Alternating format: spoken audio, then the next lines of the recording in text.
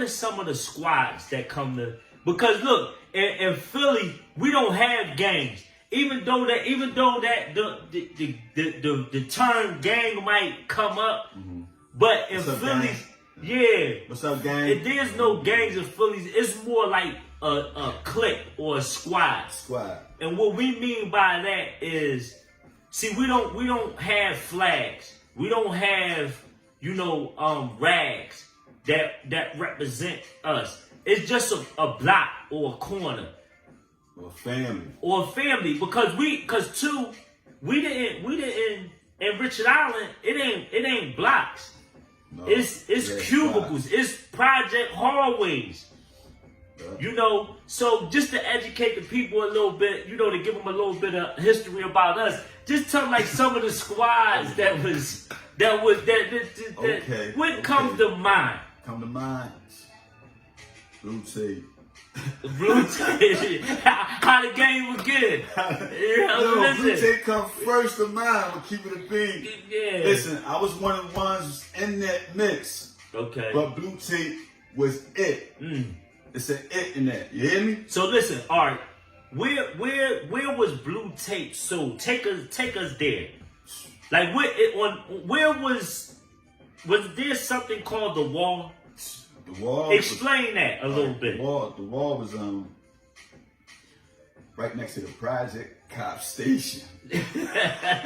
on what street though? On 11th and Paris. Okay. 11th and Paris was the Wall. Okay. And the reason why it was the Wall, it was called the Wall because the name came from the other side of the project, Walnut, where these other individuals was doing their thing at.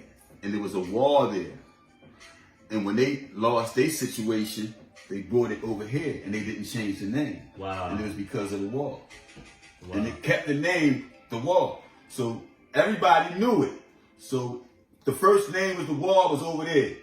And whoever know about it, they know who that wall was at. Yeah, okay? Y'all know. If y'all know about the Wall, y'all better start tapping in. Tap in. Y'all, right now. listen, if y'all know about the Wall in Richard Island, y'all better, these views better go up. These likes, all that.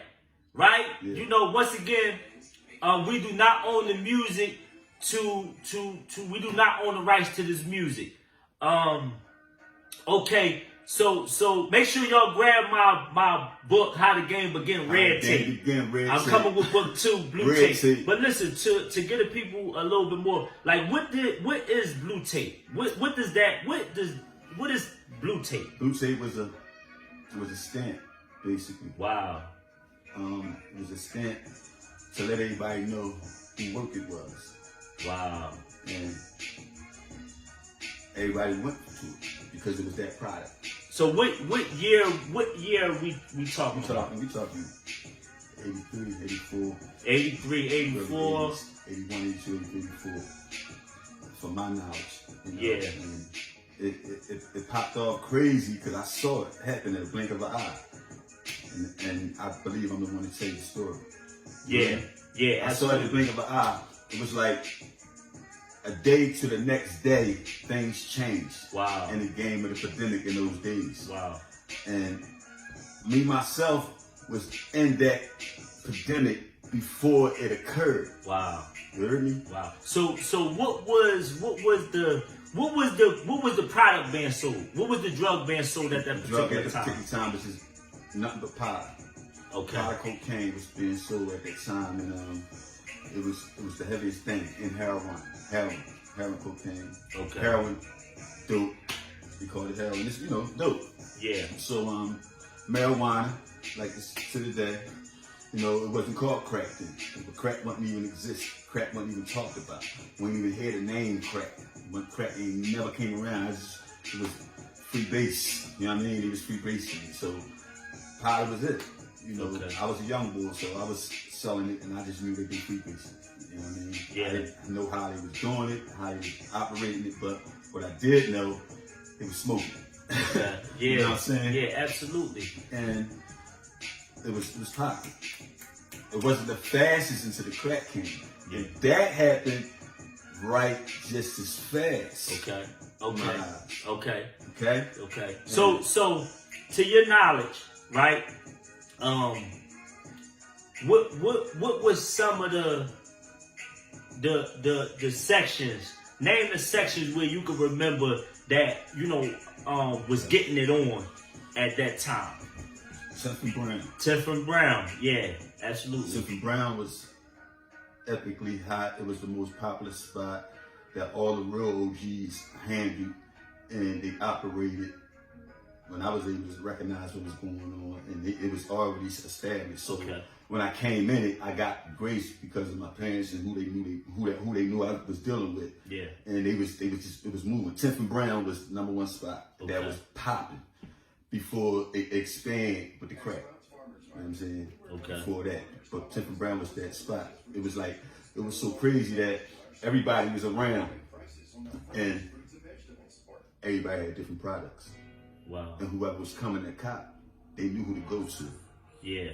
They knew what they wanted, and it was some of the people that was steering them to those people. They called them runners, just like everybody know about runners. So when they were steering them to the people, it was because of the product that was best. And to my knowledge, at that time, that's when the cut came in. So when the cut came in, it stamped the coat, and a lot of people liked it because it gave a different taste. Okay. That's what they were telling me. You know what I'm saying? So what was some of the other sections? Was it this 10th and Brown? Was it, what about 10th and Poplar? 10th and Poplar was doing this thing, not at the time when I was started, but it was secretly doing heroin up there that I didn't know about. But when it came big with the crack, it boomed itself on its own. When it came out big, it really triggered to go through the whole project. Okay. You know what I'm saying? Absolutely. That gave it a chance to everybody who was getting in the game at that time. Okay. Before then was just certain people that was in the game. You feel me? Okay. You feel me? That was the time how the game began. Yeah. How the game began. Make sure y'all we do not own the rights to this music. But how the game began, is it's an allegory. It's a story that's told through the genre of authoring. You know what I'm saying? So it's my perspective. Like growing up, like I was hearing stories about dudes like Kevin Hawkins. Richard Smith. OG Farmer. OG Farmer. Damn. OG Farmer. We're gonna get back to OG Farmer. Yeah. So throughout the times, we'll be able to names will resonate with us. Because we don't want to forget anybody. And look, what I want to do is I want to make sure that we articulate that we talking about men in their prime, right? We can't talk about the good without talking about the bad, and we can't talk about the bad without talking about the good. So we don't want our conversation to be misconstrued, because just as we want to pay homage to those who contributed to the honor amongst the game, right? It's not all good. It's not all good. And when you meet individuals, right, you have no control over what they might do. Right. So we're speaking about times where men were acquiring names and reputations. Absolutely. At a period of time where Philly was a black market that was prospering, in the drug game. In the drug game, it was. You know what I'm saying? So this is real, man. This is real talk, man. Real talk. Like we giving it to the streets, man. Authentically. You know what I'm saying? So yeah, these are some of the names, man, and some of the places, man, that is responsible for a lot of the success of individuals. Yeah. What about you? Are familiar with Quadair? Quadair? Yeah. Well. The book True to the Game. True to the Game was that written by Terry Woods. Shout out to Terry Woods. That you know, he was an individual that was heavily involved in, you know, the activity of the Richard Allen projects. You know, to my knowledge. Right. You know what I'm saying? And we just speaking about the history. Do you know any boxers? Did we have any celebrities that come out of Richard Allen? James Shuler. Wow. James Shuler, that's my man. And I know him personally. I knew him personally. I knew him from dancing with Ray Squad. He was a GQ professional. He knew how to dance that people probably wouldn't never knew about him. And I had to tell that to people in the world. James Shuler was a dancer. He was that boy. Shout out to the Shuler family. Shout out to the Shuler family. Marty Shuler, Darryl Shuler. Rest in peace to Chauncey and everybody else that's not here. But James Shuler, yes he is. He was that guy, man. Okay. Rest in peace to him, man. Yeah. A lot of times we speak about the men. Yeah. Yo. Do you know, and do any women come to mind? Listen, I gotta. It's a couple of them. You know, I don't know where to start, but I gotta start. You know, my Aunt Butchie. I believe she was the head hunter, the talent in our projects because I was there when it started. Miss Virginia picked it up and she took over and she did her job just as well. She got me doing what I'm doing now for as talent. Miss Nadira. Miss Nadira. Miss Gail. Miss Renee, Sinister. Yes. Robin. And you know. Missy. Miss Shirley Hill. Miss Shirley, rest in peace, Miss Shirley. Miss Mona. Absolutely. We can go on and on. The ladies, you know. Where was the dice games held at? Let's go. We got stories to tell. We got stories to tell. That's what it is. We got stories to tell. Miss Mona, the dice games. Like, you know, the gambling spots, man. For years, man, kept the community with an activity that, you know, you right there you could go and get some love. Right there. Yes, you see what I'm saying? You can always find, you know, the most prominent gangsters there. I remember. I'm just saying, man. I'm looking at the individuals that was there. You know, 50, Mr. Fred, David Hoyle, Reggie Cole,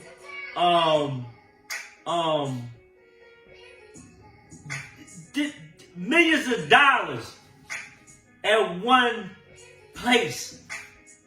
Shout out to Anlo. Shout out to Angelo. Fly. Derek. You see what I'm saying? Real talk. Big up to Black Man. He got entrepreneur brother, got his barbershop, doing what he do. Yeah, absolutely. Man.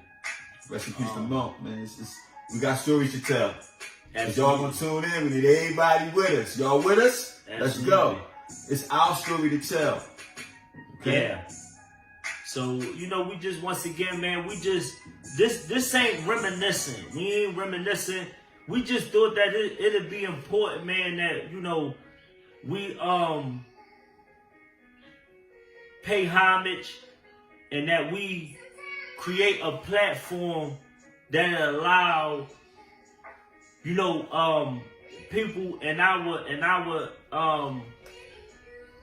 era in our neighborhood to be able to express themselves, not excluding anybody else, is because we know that there are a lot of individuals that contributed to, you know, the culture of Richard Island, and Richard Island was responsible for the prosperity of other individuals.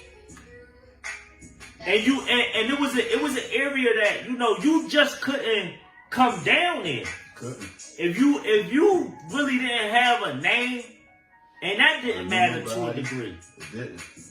Like you couldn't. The real ones, it didn't matter to. It didn't matter. You understand what I'm saying? Like Richard Island is like a city of its own.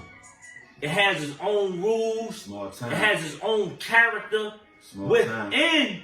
Philadelphia. Within Philadelphia. And Shy, I think it's the time for us to tell our story, man. Yeah. Y'all want us to tell our story? Is y'all with us to tell our story? Absolutely. We need to know. Absolutely. And we're doing it through, this is what I'm saying, we're doing it through music. We're doing it through books, through documentaries and movies. And through you. Absolutely. Because and you matter. Y'all voices. We can't leave y'all out. We can't leave y'all out because y'all are intricate nuances, man, to, you know, helping us remember times, people, and events as it pertains to, you know,